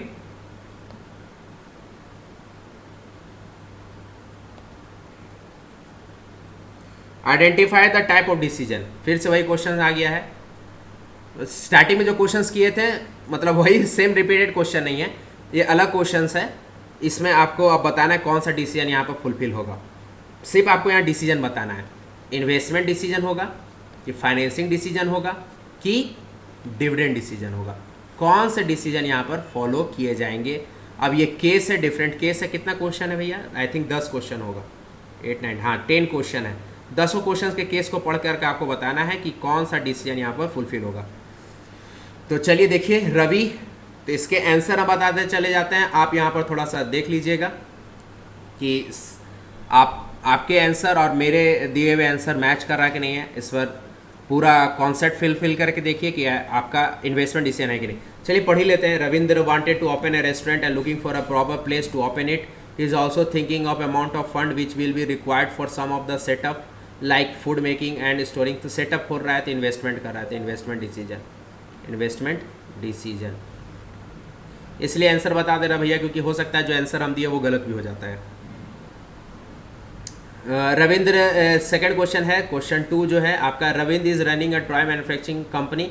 he think of expanding of business. He meet his uncle and asked him for a sum of 2 crore. 2 crore मांग रहा है भैया, पैसा का बात हो रहा है, रेजिंग ऑफ फंड का बात हो रहा है, तो यहाँ पर होगा फाइनेंसिंग डिसीजन। ऐसे बनता है यार, इतना टफ थोड़ी ना है। क्वेश्चन 3 है, लीडिंग मार्केटिंग कंपनी है decided to raise fund. Raise fund की बात हो रहा है, फिर फाइनेंसिंग डिसीजन होगा। इतना ज़्यादा समय हम थोड़ी देंगे, एग्जाम में टाइम बहुत कम होता है। फिर a company has 10 branches in the city and decided to open 11 branches. 11 branch का ओपनिंग करना चाह रहा है, एक ब्रांच और खोलना चाह रहा है, तो किसी प्रोजेक्ट में इन्वेस्ट करेगा ना, प्रोजेक्ट का ही ना बात हो रहा है, इन्वेस्टमेंट डिसीजन। फिर आपका क्वेश्चन 5 में है कि a company has decided to plough back the money in the form of retained earning. Retained earning का बात हो रहा है, डिविडेंड डिसीजन होगा। देख रहे हो ना, डिविडेंड डिसीजन होगा। यहाँ पर 6 क्वेश्चन नंबर 6 में है, तुरंत पढ़कर पता चल जाएगा, या आप बीच में से कहीं पढ़ सकते हो, लेकिन आप ऐसा गलती नहीं करो, बढ़िया से पढ़ ही लो। एक लाइन तो पढ़ना है तुरंत, एक बार एक देखो ना, बाज की निगाहों से उसको देख लो एक बार, कि एक बार में आपको पता चल जाएगा। Rakesh Iron Work has been doing a great job in the area of manufacturing iron. Within 2 years of the company has reached among top 3 performers, and the company has made a lot of profit and decided to distribute it. Distribute of profit मतलब company जो profit कमाया वो distribute कर रहा है। Distribute का मतलब यहाँ पर शेयर होल्डर के बीच में डिविडेंड बांटने की बात कर रहा है, तो सीधा सा बात है, ये कौन सा होगा? Dividend decision. फिर question 7, Raj as Powerloom's leading company in its industry has decided not to issue equity। Equity नहीं बेचेंगे this year as he want to keep the management control। रखना चाहते हैं, इक्विटी बेच के हम कंट्रोल नहीं खत्म करना चाहते। The company management already has only 60 shares. अरे भैया 60 शेयर्स है, और अगर घटा देंगे, अगर 50 से कम हो गया तो कंपनी पूरा हाथ से चला जाएगा। सो इट अवॉइड, इसीलिए वो इक्विटी नहीं बेचना चाह रहा। So it would avoid any further dilutions of stake. कोई बेचना नहीं चाह रहा है, ये लोन लेना चाह रहा है, कंपनी लोन लेना चाह रहा है, इक्विटी बेचना नहीं चाह रहा है। तो सीधा सा बात है, डेब्ट ले इक्विटी ले, ये आता है आपका फाइनेंसिंग डिसीजन में। सिंपल से एक बात बता दें, इन्वेस्टमेंट होगा कि फाइनेंसिंग होगा? डिविडेंड। प्रोजेक्ट पर खर्चा कर रहा है, कोई जगह पर खर्चा कर रहा है, मोटा पैसा खर्चा कर रहा है, इन्वेस्टमेंट डिसीजन। फंड रेजिंग का बात चल रहा है, डिविडेंड ले इक्विटी ले, सॉरी फंड रेजिंग का बात हो रहा है, डेट ले इक्विटी ले, डेट ले इक्विटी ले, फाइनेंसिंग डिसीजन। अगर हम शेयर होल्डर को कोई अर्निंग दे रहे हैं, कोई प्रॉफिट में से हिस्सा दे रहे हैं, रिटेन अर्निंग कर रहे हैं, पैसा रख ले रहे हैं, या शेयर होल्डर को पैसा दे रहे हैं, डिविडेंड डिसीजन। काम खत्म, देखो सब बन जाएगा।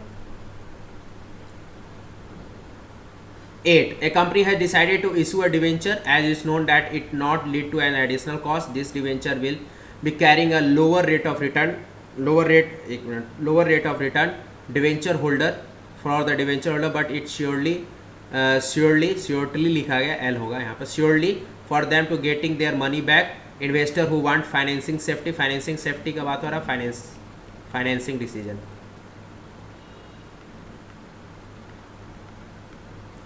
फिर question 9, Sudhi Steel Manufacturing has been brand, but due to some HR related issue it come into a limelight of bad reason. The issue was related to non-payment of salaries of the employee, but now the company want to sort this issue. The company has to decide to pay the salary of all the employees which were not paid their emolument 6 महीना से payment नहीं किया। The company has done so avoid any image of spoiling take risk. तो यहाँ पर आपका 1 minute, questions कितना है अभी? 10 11, हाँ।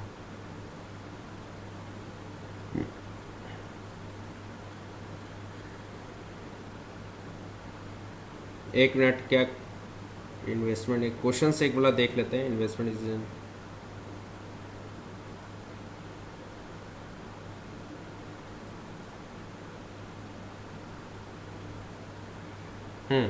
यहाँ पर आपका हो जाएगा इन्वेस्टमेंट डिसीजन।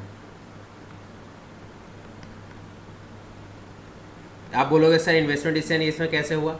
देखो, कंपनी बहुत दिन से सैलरी नहीं दी है, पेमेंट नहीं की है, कंपनी अपना पैसा प्रोजेक्ट में कहीं और लगा दी होगी, तो हो सकता है कि पैसा कमी के कारण 6 महीना से पेमेंट नहीं की है।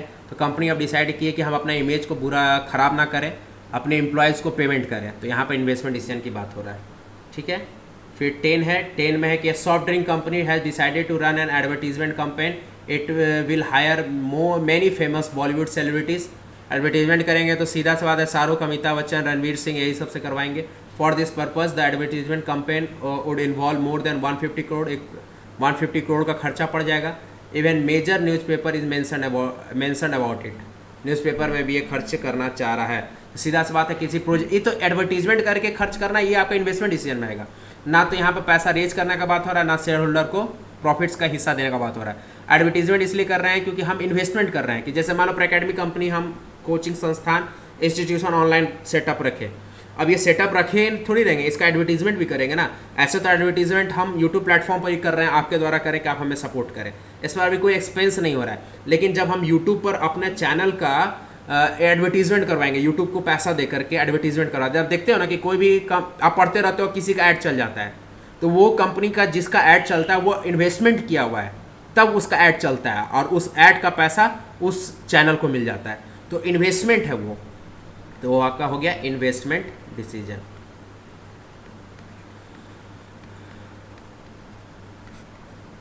और 11th है, 11th क्वेश्चन है, ट्रांचेंड and sons had decided to open a new branch open करना चाह रहा है। तो सीधा सा बात है, इन्वेस्टमेंट करना चाह रहा है, ये आपका हो जाएगा इन्वेस्टमेंट डिसीजन। ये आपके तमाम आंसर हैं 11 के 11, सब इसको देख लीजिए, सारा आंसर सही है, कोई दिक्कत नहीं है। क्वेश्चंस 11,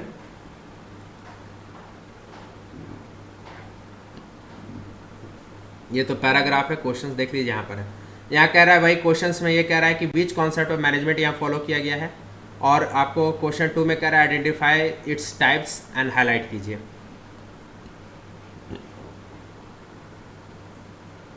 तो चलिए, ये क्वेश्चंस को आंसर देने के लिए हमें तो पैराग्राफ पढ़ना होगा। तो पैराग्राफ ये है कि Ramesh is running a real estate construction company चला रहा है।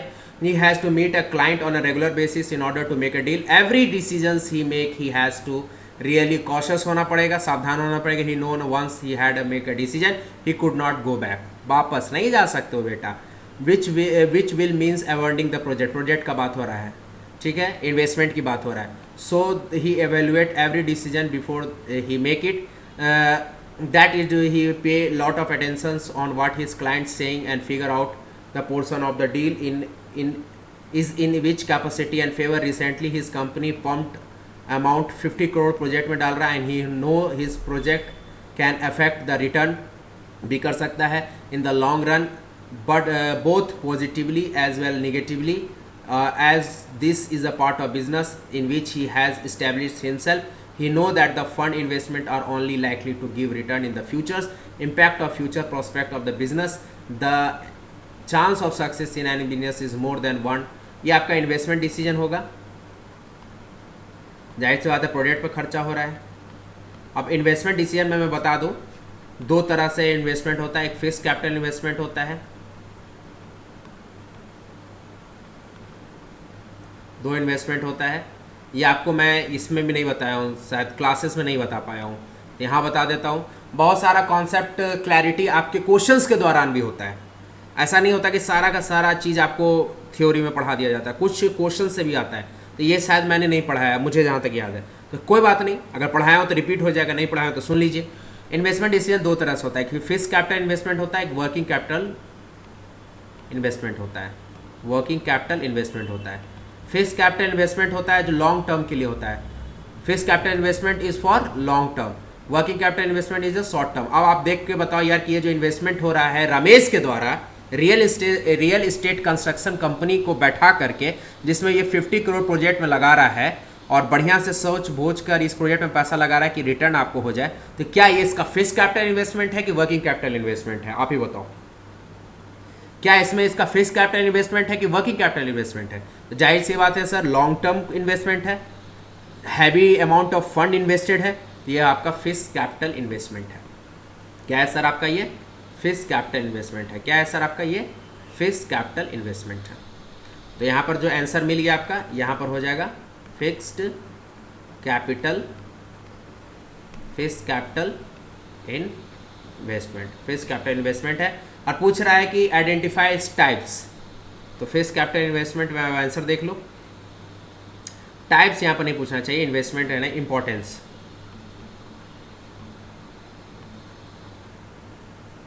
Importance of fixed capital investment. तो पहला का आंसर हो गया फिक्स्ड कैपिटल इन्वेस्टमेंट, दूसरा का है तो इंपॉर्टेंस देख लीजिए। तो आंसर क्या है? द कॉन्सेप्ट यहाँ पर जो यूज हुआ है वो है आपका फिक्स्ड कैपिटल इन्वेस्टमेंट हुआ है। इंपॉर्टेंस है तो इंपॉर्टेंस, ये सारा पॉइंट आप देख लीजिए, ये मेंशन है।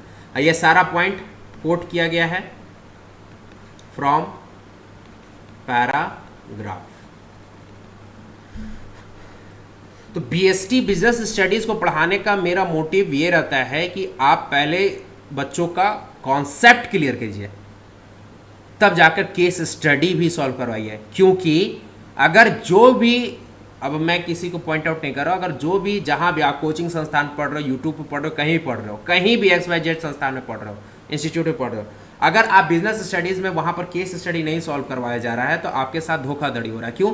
क्योंकि एग्जाम में केस स्टडी है। अरे यार जाकर सैम्पल पेपर तो देख लो, सैम्पल पेपर भी हमारा अकेडमी में बिजनेस स्टडीज में डाला हुआ है, अकाउंट्स का, इकोनॉमिक्स का, BST का सारा सैम्पल पेपर है। अब सैम्पल पेपर हम जाके देखो कितना केस स्टडी पूछा हुआ है, तो केस स्टडी एग्जाम में आएगा। तो केस स्टडी आप प्रैक्टिस कीजिए, सॉल्व करिए। अगर आपके कोई भी संस्थान में नहीं प्रैक्टिस हो रहा तो अकेडमी में तो हो रहा है, यहाँ पर तो कर लो, क्योंकि हम केस स्टडी करवाएंगे, क्योंकि हमें पता है कि आने वाला है।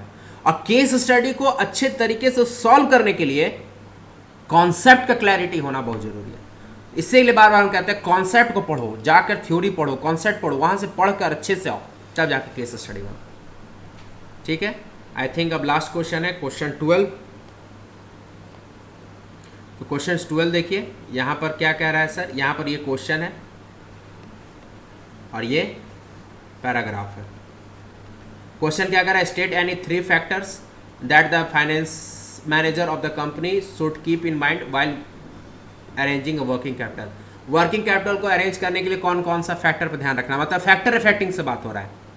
तो पढ़ लीजिए पैराग्राफ और यहाँ से पैराग्राफ से फाइंड आउट कीजिए कि वर्किंग कैपिटल का कौन सा फैक्टर इफेक्टिंग यहाँ पर इम्पैक्ट हो रहा है।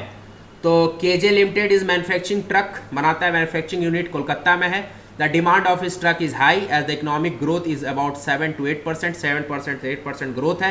The company estimated 20% increase in the demand 20% increase हो चुका है ट्रक का।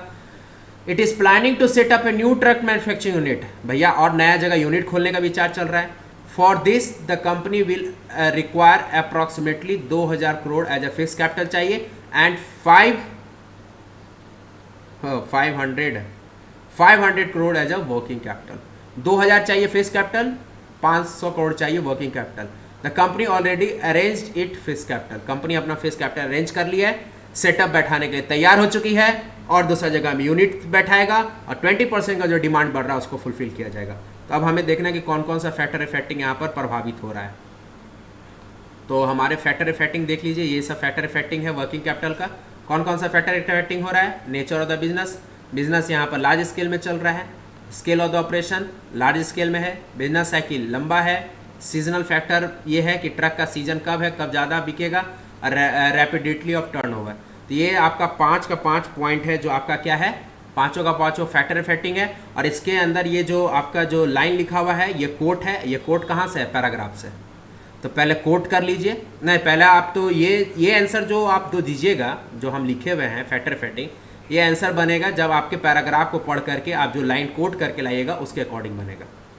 तो या पहले तो ऐसा रूल है कि आप पहले तो लिखना ही होगा नेचर ऑफ द बिजनेस, क्योंकि जैसे पैराग्राफ पढ़ोगे तो समझ जाओगे ना कि कौन सा फैक्टर इफेक्टिंग यहाँ हुआ है। तो नेचर ऑफ बिजनेस हुआ है, अब उसका पॉइंट को कोट कर दीजिए। फिर आपको स्केल ऑफ ऑपरेशन पता चलेगा, उसका पॉइंट कोट कर दीजिए। बिजनेस साइकिल पता चल जाएगा, बिजनेस साइकिल को कोट कर दीजिए। सीजनल फैक्टर पता चल जाएगा, सीजनल पॉइंट के पैराग्राफ से कोट कर दीजिए। रैपिडिटी ऑफ टर्नओवर का आपको फैक्टर इफेक्टिंग पता चल रहा है, उसका पॉइंट कोट कर दीजिए। कोट करने में नियम बताएं, आगे का 2 लाइन डॉट डॉट डॉट, अंत का 2 लाइन, यही लिखना है। बाकी ये जो आपको nature of business, scale operation, ये तो लिखना ही होगा। फैक्टर इफेक्टिंग का जो पॉइंट है वो तो लिखना होगा, लेकिन फैक्टर इफेक्टिंग का जो अंदर में डिटेलिंग जो कीजिएगा वो पॉइंट कोट होगा पैराग्राफ से, और वो पूरा का पूरा नहीं कोट करना, आगे का 2 लाइन डॉट डॉट डॉट, अंत का 2 लाइन, बस समय बचेगा। हमने ये पूरा इसलिए लिख दिया क्योंकि आपको समझ में आ जाए कि क्यों नेचर ऑफ बिजनेस हम लिए, क्यों स्केल ऑपरेशन लिए, क्यों बिजनेस साइकिल लिए, इसलिए हम लिखे हैं। आप बस इतना करो कि आप बस आगे का 2 लाइन डॉट डॉट डॉट, अंतिम में 2 लाइन लिखना है। और जो फैक्टर इफेक्टिंग में जो बुलेट पॉइंट लिखा हुआ है बोल्ड करके ब्लैक लेटर से, उसको तो आपको लिखना ही होगा। तो ये 12th का 12 क्वेश्चन है। ये 12th का 12 क्वेश्चन में पूरा फाइनेंशियल मैनेजमेंट का सारा कॉन्सेप्ट A to Z सारा क्लियर हो चुका है, ठीक है। और भी केस स्टडी कीजिए, ये नहीं कि हम जो बता दिए बस इतना ही सफिशिएंट है, और भी आप केस स्टडी कीजिए जो बुक से पढ़ रहे हैं। ऐसे तो मैंने पूनम गांधी रेफर किया था, लेकिन आप जो भी बुक से पढ़ रहे हैं पढ़िए, कोई बुक का रिस्ट्रिक्शंस नहीं है। आप उस बुक से पढ़िए और केस स्टडी को और सॉल्व कीजिए। केस स्टडी सॉल्व जरूर कीजिए, लेकिन केस स्टडी सॉल्व करने से सबसे पहले आप कॉन्सेप्ट क्लियर कीजिए, कॉन्सेप्ट क्लियर कीजिए, केस स्टडी कीजिए, कॉन्सेप्ट क्लियर कीजिए, केस स्टडी कीजिए, तब जाके केस स्टडी समझ में आएगा, बनेगा, मजा भी आएगा। नहीं तो सरदर्द हो जाता है बहुत सारे बच्चों को केस स्टडी बनाना। तो चलिए यहाँ पर अलविदा लेता हूँ। Thank you so much for watching my video. This is Pranav Kumar signing off. मिलते हैं नेक्स्ट वीडियो में। हंसते रहिए, मुस्कुराते रहिए और देखते रहिए प्रेकेडमी। मन लगा के पढ़िए, एग्जाम आपका नज़दीक है। और हमारे प्रेकेडमी चैनल को बस इतना मेहनत कर रहे हैं, आपके लिए कर रहे हैं, तो हमारे प्रेकेडमी चैनल पर भी आप सपोर्ट बनाए रहें। इसके लिए आप हमारे चैनल को लाइक, हमारे वीडियोस को लाइक, हमारे वीडियोस अगर अच्छा लगता है तो शेयर, और हमारे प्रेकेडमी चैनल को सब्सक्राइब करना ना भूलें। तो मिलते हैं नेक्स्ट वीडियो में। मन लगा के पढ़िए, एग्ज़ाम नज़दीक है, बहुत कम समय अब है, और आपके सपोर्ट के लिए, आपको हेल्प करने के लिए मैं यहाँ पर हूँ। आप हमारे कमेंट बॉक्स में कमेंट कर सकते हैं, जिस तरह का हेल्प चाहिए, जिस वीडियो पर आपको समझ में नहीं आ रहा है उस वीडियो के नीचे कमेंट कीजिए। हम आपको नेक्स्ट वीडियो में अब आपको उस चीज़ों को समझा देंगे। तो चलिए, bye bye, tata, love you, take care.